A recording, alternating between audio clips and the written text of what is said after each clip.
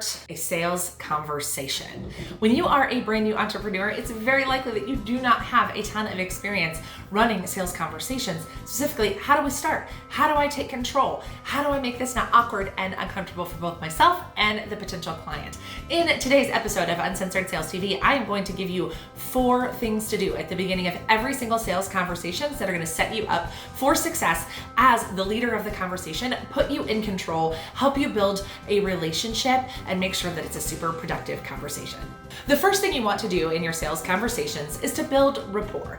And sometimes this can feel a little awkward and uncomfortable if this is not something you are used to doing. So I love to just start conversations. So when I jump on a sales call with someone, it's like, hi, I am super excited about our conversation today. How was your weekend? Or what's going on? Or what are you working on? Or what have you been up to today? Or I noticed on social media that you have kiddos. How old are your kids? Is it back to school time? Is it not? But really just build rapport.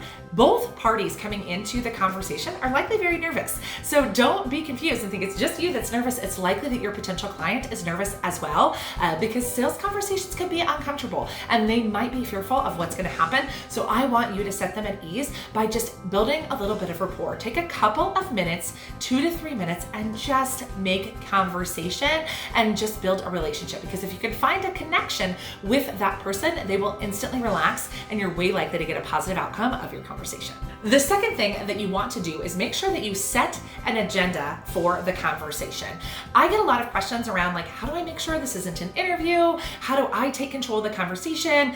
And so the best thing to do in this instance is to set an agenda. So what I like to do, again, let them know I'm excited, build a little bit of rapport and say, listen, here's what I have planned for us today. I have 30 minutes blocked out for this call. Does that work for you? So you're letting them know what to expect from the beginning. How long is the call? And this way the call doesn't run long. And if you do have something afterwards, that you have a reason to go. So, hey, listen, I have 30 minutes earmarked for our call today. My goal is to learn a little bit about your current situation, a little bit about your goals, some of the things and the reasons why you're working for things. And then of course, we'll talk about next steps. And if it makes sense, we'll talk about what it looks like for us to work together. So a very clear agenda so they know what to expect, because again, we want them to relax. We want them to feel comfortable. And a really great way to do that is to let them know exactly what to expect.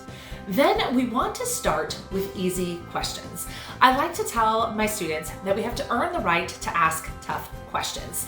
Sometimes we want to jump in with like, okay, tell me what your biggest challenge is as it relates to whatever it is here we're talking about. But remember, you've probably only been on the phone with this person for like 5 or 6 minutes. And so we have to earn the right to ask those tough questions. We want them to, again, feel comfortable talking to us. So I always talk about the idea of lobbing a softball first and working up to more difficult questions or more drilling down questions. So I like really easy open-ended questions to get the conversation started. So something along the lines of, tell me, what made you decide to book this call today? Or tell me what's going on in your business as it relates to X, right? And again, tell me what's going on is just a very general question. It doesn't cause a lot of like, what's your biggest challenge? Or why does this hurt? Or whatever. They're ready for that. And I want people to feel relaxed and excited to chat with me, regardless of the outcome of the call. So for me, it's always starting with a softball question and then building up to tougher and tougher and tougher questions and really drilling down into their problems and their emotional motivators and all of those things. But you can't go too fast. Oftentimes we like to use the example of dating, right? When you're dating someone new and you're just getting to know them, or maybe you go on a first date and you're having a cup of coffee with someone, you don't start with like, so would you like to get married, right? Like that is too serious of a question too early on in the conversation. So start with softball questions, work your way up. And the final thing to remember in starting sales conversations is the 80-20 rule. You should be listening 80% of the time and only talking 20% of the time. So many of you tell me like, I don't know what to say. I'm an introvert. I'm not good at this stuff. And I say, that's okay, right? It's actually harder for an extrovert to keep their mouth shut during a sales conversation than it is for you. So really thinking through the 80-20 rule. You want them to be talking.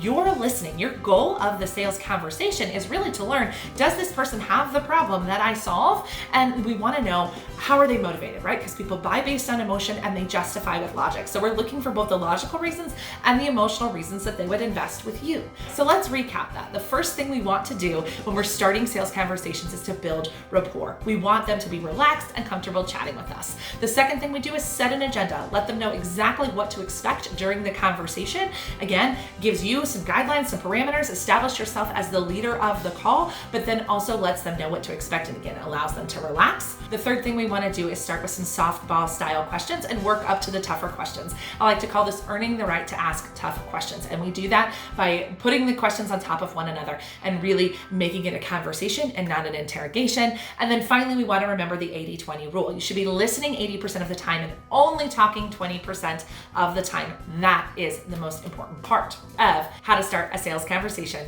I would love to offer you a totally free resource. We have a fantastic resource called the Dominate Sales Checklist. It is 15 income producing activities that need to be on your calendar. Not all 15 at once, just 2 or 3 at a time. You can click the link below to download that. Also join us over in the Ambitious Women Entrepreneurs Mastering Sales Skills community on Facebook. Is that your favorite place to hang out? And then finally, if Instagram is your jam, follow us at Uncensored Sales, and we'll see you in the next video.